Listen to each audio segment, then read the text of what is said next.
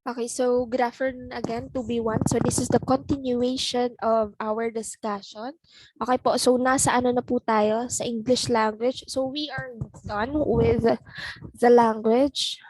Okay po, the functions of the language, the social functions of the language, the definition of the language. So now we're going to proceed with the specific language that we're going to focus for the whole SEM, which is about the English language. So we are done already with the origin, no? So we have discussed on the origin that English was derived from the term Anglist, no? This is the speech of the Angles of the three Germanic tribes that invaded England during the 5th century. So ulitin natin, the English language is the primary language of several countries. It includes Australia, you have Canada, New Zealand, United Kingdom, and many other former colonies and the United States, of course.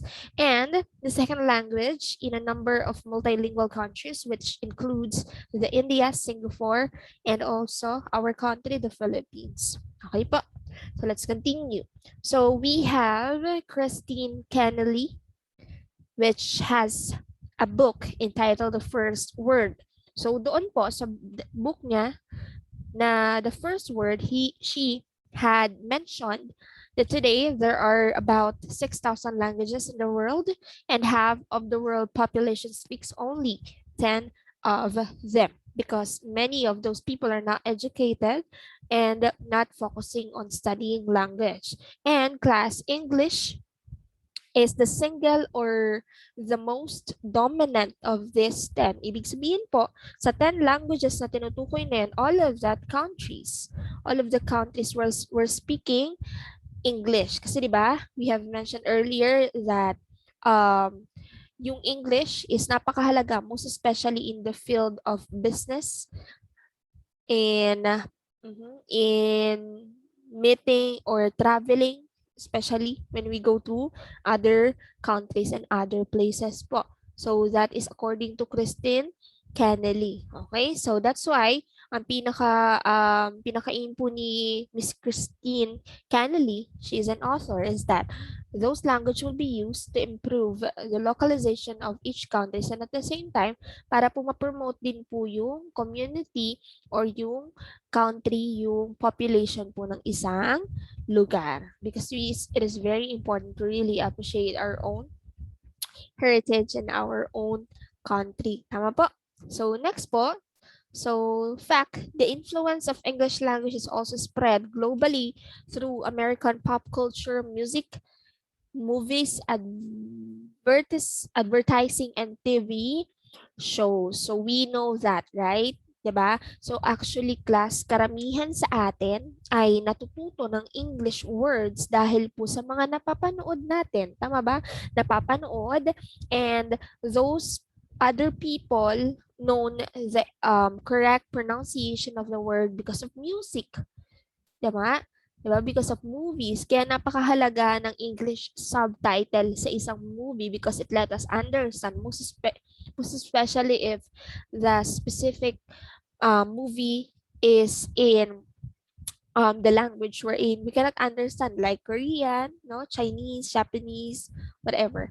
Okay po, and advertisement also, and of course the TV show. So the English language is very important, and with the help of that, we are learning. Tama? Kasi hindi po lahat ng tao, lalong-lalo na in our generation today, ay mahilig magbasa for the sake of matuto. Hindi tayo ganyan. Aminin nyo man o sa hindi.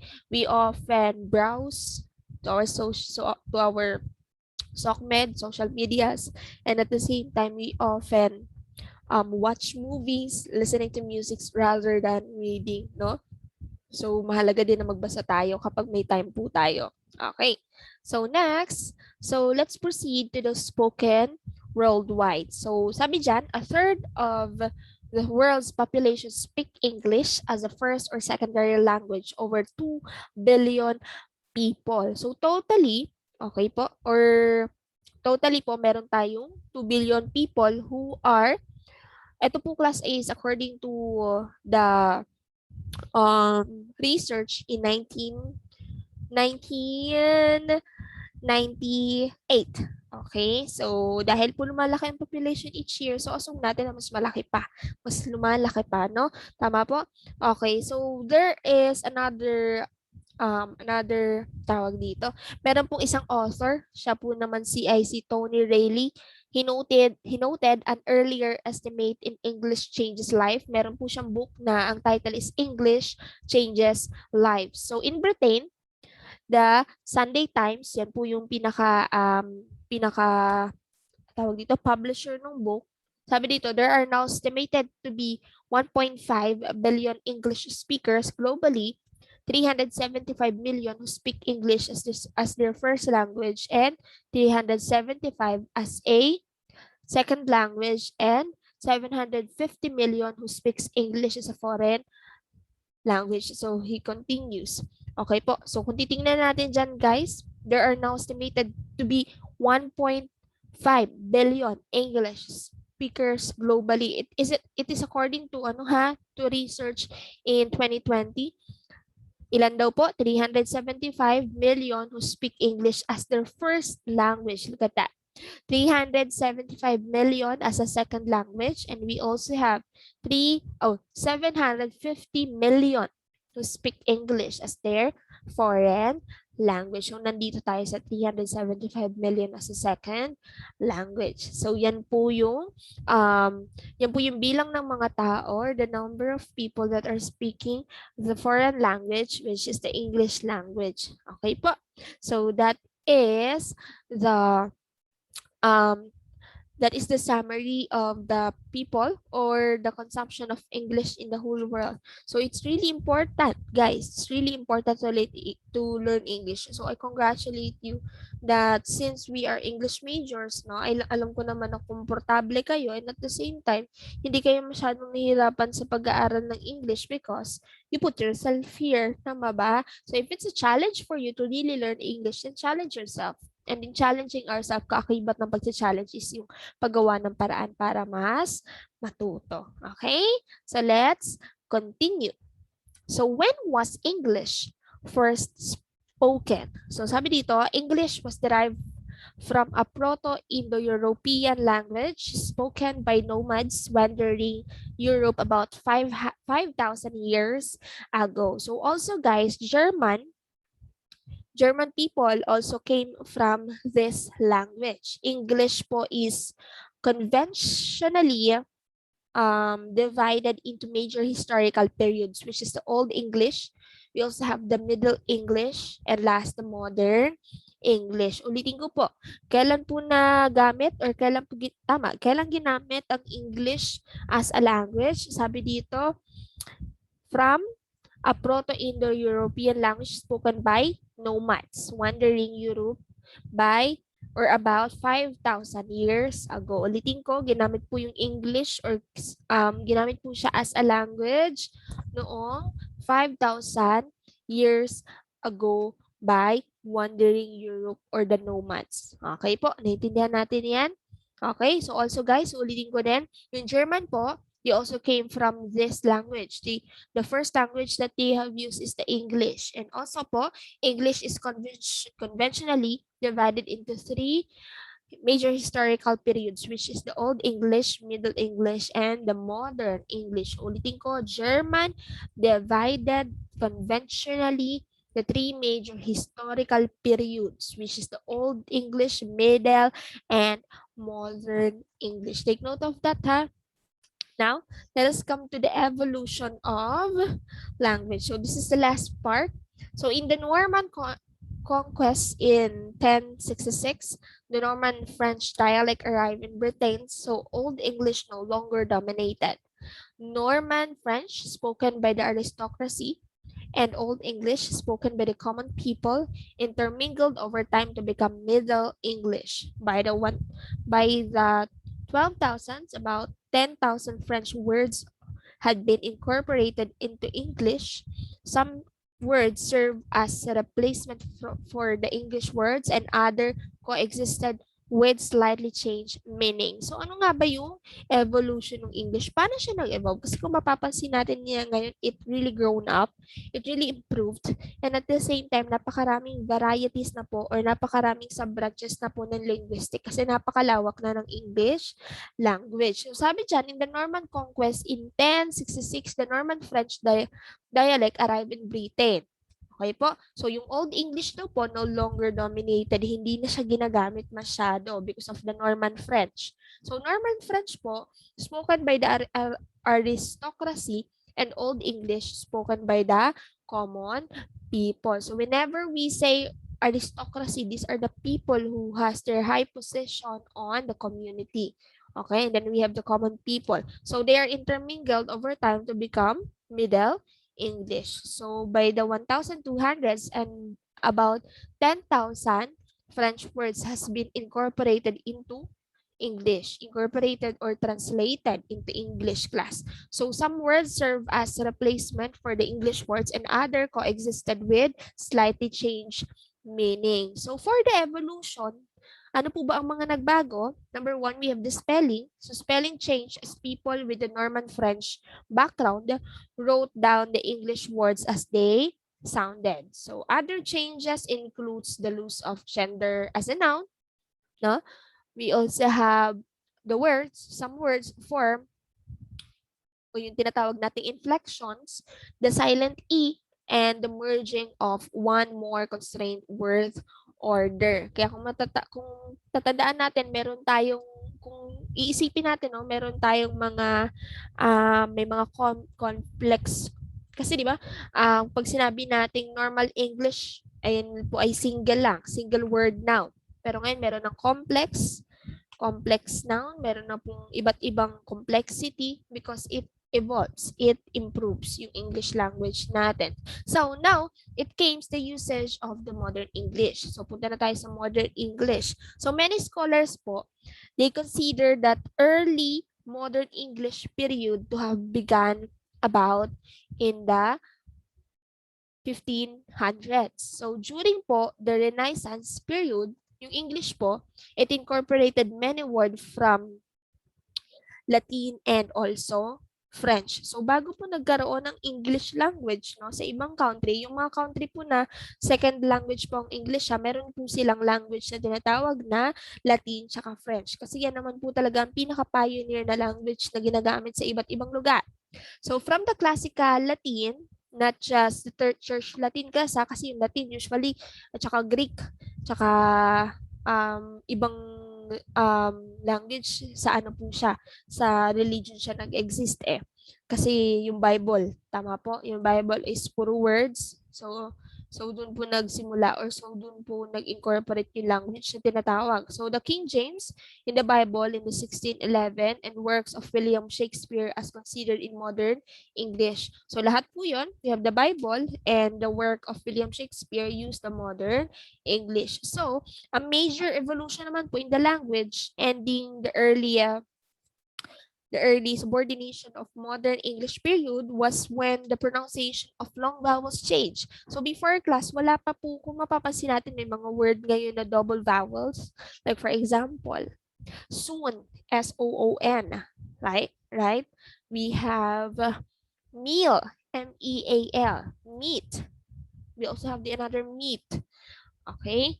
And that is one of the evolution of English language because dati may rule sila na isang beses lang pwede gamitin ang vowel sa isang syllable. Naintindihan natin? For example, sa meat. Specifically, if we pronounce it as meat, it should be spelled as M-I-T. But since it happens that there is an evolution of English at nagkaroon po ng grammatically correctness na tinatawag, nagkaroon po sila ng improvement sa spelling pala. So class, one thing that you should learn today is that whenever you see words that is double vowel, that is read longer. So for example, sheet of paper, right? Imbes na sheet, okay? Sheet means tae. Hindi po yung ganun pinopronounce. Sheet of paper. Noon. We also have moon. Meat. Tama? So you should pronounce that longer because that is the function why we use, or that is the reason why we use double vowel. So whenever we encountered one vowel only, so that will be read shorter. Naintindihan natin? So ganun po yung isa sa pinakamalaking impact ng evolution of English. Para po magkaroon ng saysay, para po magkaroon ng poetic function yung ating mga salita na ginagamit. Tama? Kasi 'di ba, if you're just going to use it properly, and at the same time, if you're just going to use it for the sake of saying it, or to give reference or referential function, ang mangyayari dyan, wala na pong dating sa mga taong nakikinig sa atin. Tama po? So that's why English evolves as time goes by, and it's really important to learn that, most especially you guys as future educator. You should learn the different usage or the different pronunciation of words. Okay, so actually that's all. Mhm. Wala na pong susunod na PowerPoint. So I hope you learn from that. So that is the evolution of English. So repeat lang tayo ha, review tayo ng konti. So this is the introduction, not actually the introduction. These are the combination of two lessons po. One lesson or two lessons from the structure of English, and two lessons from language culture. So what is language? So we have seen the different definition of language based on the different dictionaries and resources. And let us remind ourselves that when we say language, that is dominated by two meaning, which is a communication and system. So let us remind ourselves that when we say language, language is used as systematized tool in communication, which can be used in two ways, which is spoken and written. So simply, when we say language, language is a systematized tool of communication that is used in spoken and written form. So we have Roman Jacobson, who implement to us, or who have formulated the six function of language. So when we say emotive function of language, that shows, that means that one of the function of language is to show emotion. Number two, conative function, or tama, conative function. So when we say conative function, that is the orientation to the addressee.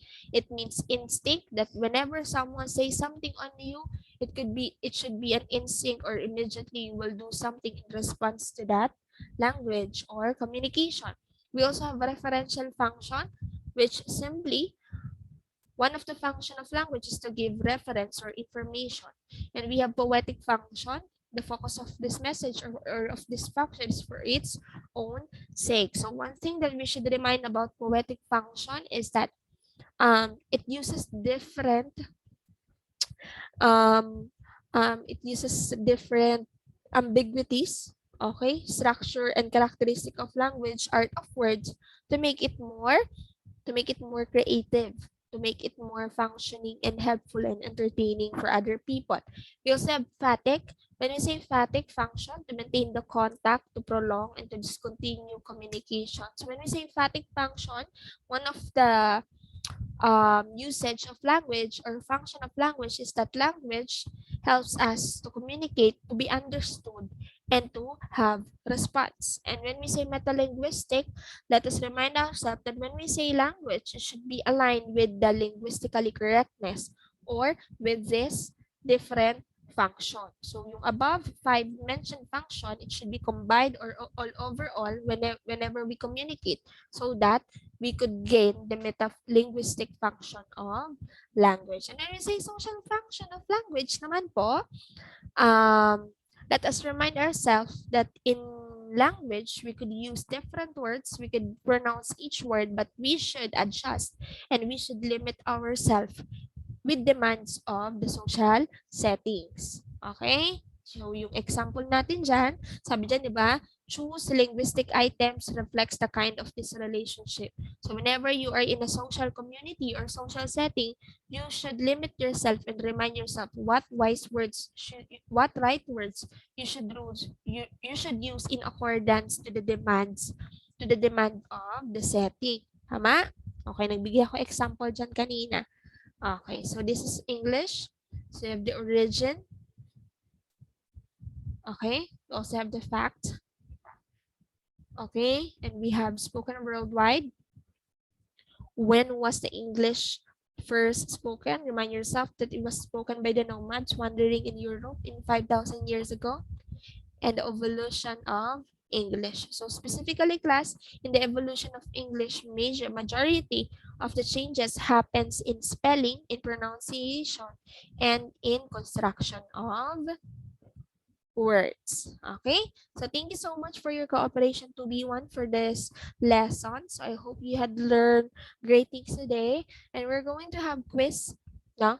Bibigay ko siya within this week and you're going to pass this 1 week after. Okay? So God bless everyone.